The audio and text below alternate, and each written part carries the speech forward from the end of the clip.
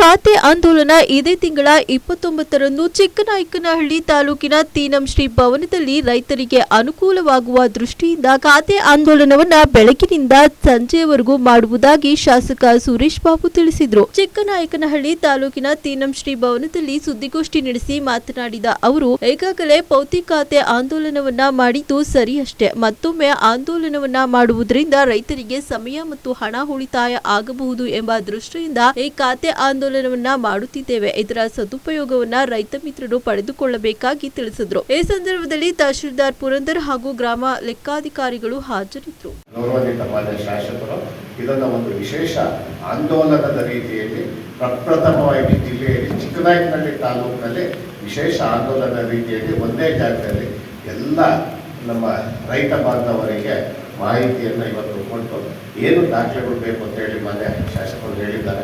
ಹಾಗಾಗಿಬಿಟ್ಟು ಒಂದೇ ದಿನ 29ನೇ ತಾರೀಕು ಬೆಳಗ್ಗೆ 10 ಗಂಟೆಗೆ ಇದೇ ತೀನಂ ಶ್ರೀ ಭವನದಲ್ಲಿ ಇಷ್ಟು ದಾಖಲೆಗಳನ್ನು ತಂದು ಕೊಟ್ಟರೆ ನಾವು ಎಲ್ಲ ನಮ್ಮ ಗ್ರಾಮಾಡಳಿತಾಧಿಕಾರಿಗಳು, ಕಂದಾಯ ನಿರೀಕ್ಷಕರು ಎಲ್ಲರೂ ಸಹ ಇಲ್ಲೇ ಇರ್ತಾರೆ. ಇಲ್ಲೇ OTP ತಗೊಂಡು ಅವರಿಗೆ ಪೌತಿ ಖಾತೆ ಮಾಡುವಂತಹ ಒಂದು ಕಾರ್ಯ ಇಲ್ಲಿ ನಡೆಯುತ್ತೆ ಅಂತ ಹೇಳಿ ಇಚ್ಛೆಪಡ್ತೀವಿ.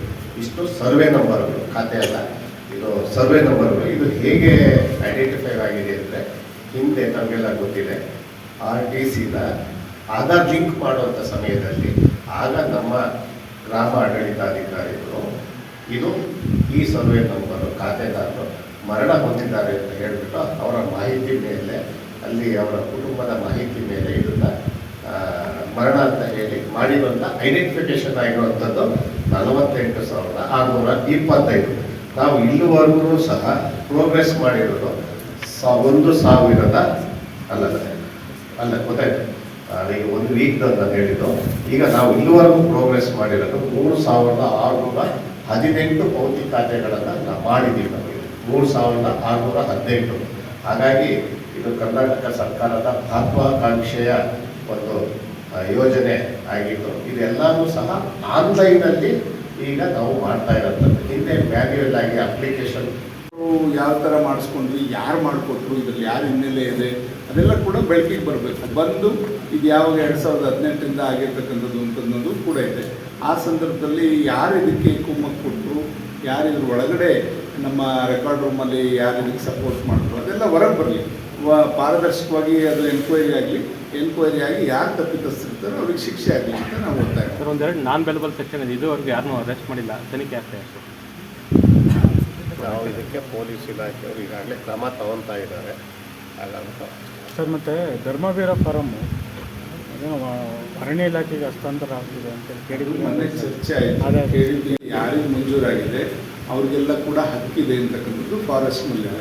ಅದರಿಂದ ಹಿಂದೆ ಯಾರಿಗೆ ಸರ್ಕಾರದಿಂದ ಮಂಜೂರು ಬಗರ್ಕುಂ ಸಮಿತಿಗಳ ಮುಖಾಂತರ ಮಂಜೂರಾಗಿದೆ ಅವರಿಗೆ ಪರಿಹಾರ ಜಮೀನಾರು ಕೊಡಬೇಕು, ಇಲ್ಲ ಪರಿಹಾರನ ಕೊಡಬೇಕು ಅಂತಕ್ಕಂಥದ್ದು ಒಂದು ಇದೆ. ಆ ಥರ ಯಾರಾದ್ರೆ ಅದಕ್ಕೆ ಅವರಿಗೆ ನೆರವನ್ನು ಕೊಡ್ಬೋದು. ಈಗ ಸದ್ಯಕ್ಕೆ ತಾತ್ಕಾಲಿಕವಾಗಿ ನಾವು ಫಾರೆಸ್ಟ್ನವ್ರ ಹತ್ರ ಒಂದೇನು ಮಾಡಿದ್ದೀವಿ, ಅಲ್ಲಿರ್ತಕ್ಕಂಥ ಭೂಮಿಗಳನ್ನ ಉಳಿಸ್ಕೊಳ್ಳಿಕ್ಕೆ, ಅಲ್ಲಿರ್ತಕ್ಕಂಥ ಏನು ಬೆಳೆಗಳನ್ನ ಉಳಿಸ್ಕೊಳ್ಳಿಕ್ಕೆ ಅವ್ರ ಹತ್ರ ಏನಾದರೂ ಬರೆಸ್ಕೊಂಡು ಅವರಿಗೆ ಬೋರ್ ಹಾಕ್ಬೇಕು ಮತ್ತು ಅಲ್ಲಿ ಅಭಿವೃದ್ಧಿ ಮಾಡೋಕ್ಕೆ ಒಂದು ಅವಕಾಶ ಮಾಡಿಕೊಡಿ ಅಂತ ಕೇಳಿ ಬರ್ಕೊಟ್ಟಂಥವ್ರಿಗೆ ಅದು ವ್ಯವಸ್ಥೆ ಮಾಡ್ತಕ್ಕಂಥದ್ದನ್ನ ಫಾರೆಸ್ಟ್ ಇಲಾಖೆಯವ್ರು ಮಾಡ್ತಾ ಇದ್ದಾರೆ. ಇದು ಇವತ್ತು ಇಲ್ಲಿರ್ಬೋದು ಮತ್ತು ಎಲ್ಲ ತಾಲೂಕಲ್ಲೂ ಇದೆ. ಇದು ನಮ್ಮಲ್ಲಿ ಇಲ್ಲಿಂದ ಹಿಡಿದು ಕುಕ್ಕಪಣ್ಣ ಏರಿಯಾದಲ್ಲಿ ಎಲ್ಲ ಕಡೆ ಸಾಕಷ್ಟಿದೆ. ಅದನ್ನೆಲ್ಲ ಇತ್ಯರ್ಥ ಮಾಡೋಕ್ಕೆ ಮಂತ್ರಿಗಳು ಕೇಳಿದ್ವಿ. ಅದು ಜಾಯಿಂಟ್ ಸರ್ವೆಗೆ ಹಾಕಿದ್ದಾರೆ, ಫಾರೆಸ್ಟ್ ಮತ್ತು ರೆವಿನ್ಯೂ ಜಾಯಿಂಟ್ ಸರ್ವೆಗೆ. ಅದು ಸರ್ವೆ ಆದಮೇಲೆ ಅದು ರಿಪೋರ್ಟ್ ಬಂದಮೇಲೆ ಏನು ತೀರ್ಮಾನ ರೆವಿನ್ಯೂ ಇಲಾಖೆ ತಗೊಳ್ತದೆ, ಅವಾಗ ಇದು